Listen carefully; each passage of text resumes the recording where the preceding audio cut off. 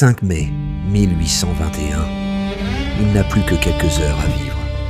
Le plus grand stratège de l'histoire est cloué sur son lit de mort.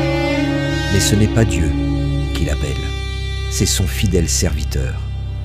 Il lui dicte alors, d'une voix cassée, la dernière page de son testament. Une page que vous ne trouverez dans aucun manuel d'histoire. Une prophétie si troublante sur l'avenir de l'Europe qu'elle a été volontairement effacée des archives. Napoléon ne prévoit pas un retour de la France. Non, il voit plus loin. Il prédit l'ascension puis la chute d'un nouvel ordre, né de la fumée et du fer. Il décrit une nation de l'Est, un colosse qui se réveillerait dans un siècle, menaçant d'engloutir le continent sous une idéologie de sang. Il écrit « Ils construiront un mur au milieu de Berlin, et ce mur tombera. » Mais le plus fou, il annonce une union future des nations européennes, non par la guerre, mais par une monnaie unique.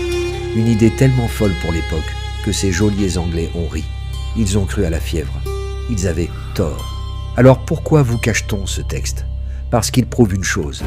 Napoléon n'était pas seulement un conquérant, il était un visionnaire. Son dernier calcul n'était pas militaire, mais géopolitique. Il a joué son ultime partie d'échecs avec l'avenir.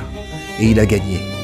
Le monde dans lequel vous vivez aujourd'hui, il l'avait déjà dessiné sur son lit de mort, il y a 200 ans. L'histoire ne l'a pas oublié. Elle vous a juste caché sa dernière victoire.